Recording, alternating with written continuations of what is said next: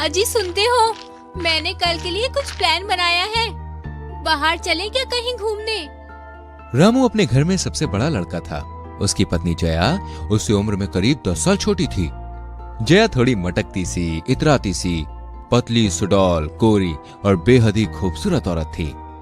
रामू अक्सर अपने कामकाज में बिजी होने के कारण जया को टाइम नहीं दे पाता था। जया इस बात से बहुत परेशान रहती थी क्योंकि वो अपने वैवाहिक जीवन में बिल्कुल भी खुश नहीं थी। जया रामू के कमरे में आती है। आप कहाँ जा रहे हैं?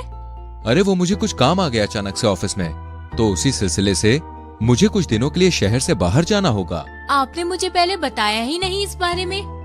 तुम तो बस मुझ पर शक ही करती रहोगी जिंदगी भर। अरे कमाऊंगा नहीं तो तुम्हारी ख्वाहिशों को पूरा कैसे करूंगा? और मेरी बाकी ख्वाहिशों का क्या, जिसके लिए आपके पास जरा भी वक्त नहीं होता? तुम मेरा दिमाग मत खराब करो यार। आपको याद भी है, हमारी शादी की सालगिरह है कल। हाँ याद है मुझे। जया, हमारी शादी को 6 साल हो गए। क्या तुम भी बच्चों के जैसे जिद करती हो? सालगिरह ही तो है। अरे वापस आने के बाद मना लेंगे। उसी बात का तो दुख है कि शादी को 6 साल हो गए हैं और अब तक हमारे एक भी बच्चा नहीं है। पड़ोसी तो अब मुझे बांझ कहकर बुलाते हैं। रामू अपना सामान पैक करके घर से निकल जाता है। जया भी छत पर जाकर कपड़े सुखाने लगती है। श्याम भी वहीं होता है। श्याम बेहद ही हैंडसम होता है।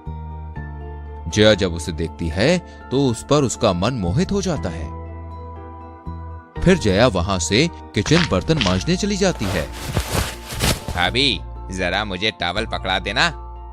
खुद से आकर ले लो, मैं इस घर से परेशान हो चुकी हूँ। नौकर जैसे सुबह से शाम खुद को पीसो और ये सब सहने और सुनने को मिलता है। अरे अरे क्या हो गया भाभी, इतना क्यों चिड़चिड़ा रही हो? भैया से झगड़ा वगड़ा हो गया है? तुम्हारे भैया के पास तो मुझसे झगड़ा करने का भी समय नहीं होता है। हटो, जाने दो, मुझे बहुत सारा काम है। श्याम की गंदी नजर अपनी भाभी पर बहुत सालों से थी। जब से रामू की शादी हुई थी तब से जया भी श्याम से अट्रैक्टेड थी। वो भी उसे पाना चाहती थी, मगर शादीशुदा होने की वजह से वो अपनी मर्यादा कभी लांघी नहीं। जया अपने कमरे में बिस्तर ठीक कर रही होती है, तभी श्याम पीछे से जाकर जया को दबोच लेता है। ये क्या कर रहे हो देवर जी? छोड़ो मुझे। अरे भाभी, अभी खुद ही तो भैया की कमी से परेशान थी, तो सोचा मैं भैया की कमी पूरी कर दूं। वैसे भी कहाँ भैया आपके लिए टाइम निकाल पाते हैं। ऐसे में बेचारी अब क्या करेंगी? अरे कोई तो होना चाहिए ना अंदर की ख्वाहिशों को पूरा करने वाला। कुछ भी बकवास ना करो, तुम्हारे भैया के आते ही मैं तुम्हारी कंप्लेन करूंगी। जया श्याम को मना करती है, मगर अंदर ही अंदर वो खुद भी यही चाहती थी। श्याम रुकता नहीं है और जया से लिपट जाता है। पहले तो जया मना करती है, मगर बाद में जया भी होश खो बैठती है। दोनों के बीच सारी हदें पार हो जाती है।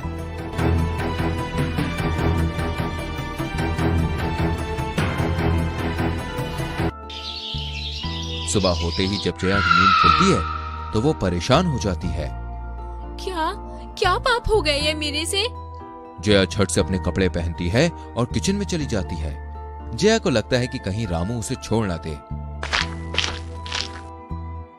क्या कर रही हो जाने मन? मेरे लिए खाना बना रही हो क्या? देखो, जो भी कल रात हुआ वो अनजाने में हुआ, उसे भूल जाओ।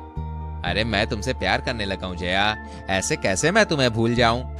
श्याम जया से लिपट जाता है, मगर जया उसे धक्का देकर वहां से भाग जाती है और अपने कमरे को अंदर से लॉक कर लेती है।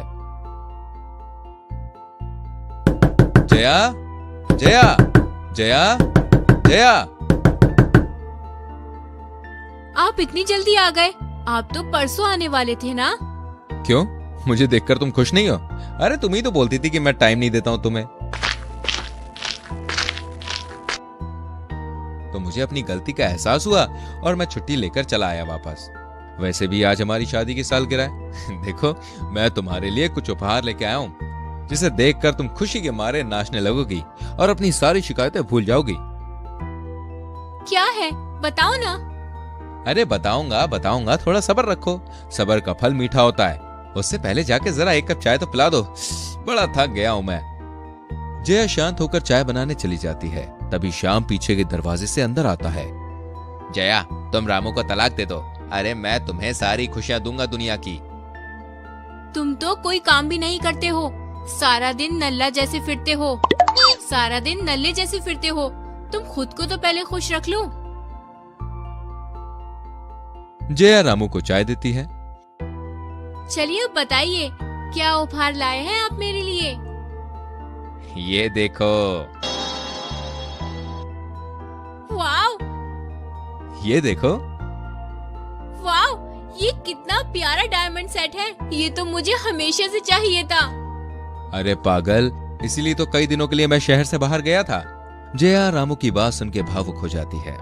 उसे अपनी गलती का एहसास होता है, मगर अब काफी देर हो चुकी होती है। रामू को उस रात के बारे में बता नहीं सकती थी। वो रामू को खोना ही नहीं चाहती थी। अरे अब तो खुश हो ना? बहुत। जया रामू से गले मिलती है। जया डायमंड सेट लेकर अपने कमरे में चली जाती है। श्याम ये सब चुपके से देख रहा होता है। उसे जया का रामू के करीब आना बिल्कुल भी अच्छा नहीं लगता। श्याम अब हर रोज जया को परेशान करने लगता है और उसके साथ जबरदस्ती करने लगता है। जया, मैं तुमको आखिरी बार बता रहा हूँ, अगर तुम रामू को तलाक नहीं देती हो तो मैं उसे सारी बातें बता दूंगा।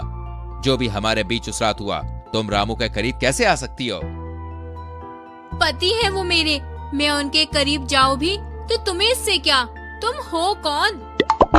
लगता है तुम ऐसे नहीं मानोगी। अब मैं रामू को खुद इस घर से धक्के मार के निकाल दूंगा, तब तुम्हें पता चलेगा मैं क्या चीज हूँ। लगता है ये इंसान ऐसे नहीं मानेगा। अब मुझे ही इससे पीछा छुड़ाना पड़ेगा। जया श्याम को एक चिट्ठी लिख कर देती है, जिसमें लिखा होता है कि वो उससे छत पे आज रात आके मिले। जया, मैं आ गया। कहाँ हो तुम? मुझे पता था तुम मेरे बिना नहीं रह सकती हो। हाँ, तुम सही कहते हो। मुझे इस बात का कल ही एहसास हुआ कि मैं भी नहीं रह सकती तुम्हारे बगैर। इधर जया चुपके से रामू को मैसेज कर देती है कि ऊपर आ जाओ। श्याम जया से लिपट जाता है। तभी रामू जया का मैसेज देखकर ऊपर छत पे आता है। जया की नजर रामू पर पड़ते ही वो नाटक करने लगती है। श्याम, छोड़ो मुझे। मैं आज तुम्हारे भैया को हर बात बता दूंगी कि कैसे तुम मेरे साथ उनके ना होने पर जबरदस्ती करते हो। छोड़ो मुझे, जाने दो। बचाओ, कोई बचाओ। श्याम, तेरी हिम्मत कैसे हुई मेरे बीवी को छूने की? पर भैया, जया ने ही मुझे ऊपर बुलाया था। एक तो भाभी को नाम से बुलाते हो और ऊपर से तुम झूठ भी बोलते हो। बदतमीज, मैंने सब देखा है और सब कुछ अपने कान से सुना है। रामू श्याम को थप्पड़ लगाता है। निकल जा मेरे घर से। ऐसे घटिया इंसान की मेरे घर पे कोई जगह नहीं है। अरे दफा हो जा अभी के अभी। श्याम घर छोड़कर चला जाता है और जया अब खुश हो जाती है कि उसकी असलियत रामू के सामने नहीं आई। रामू और जया खुशी से रहने लगते हैं।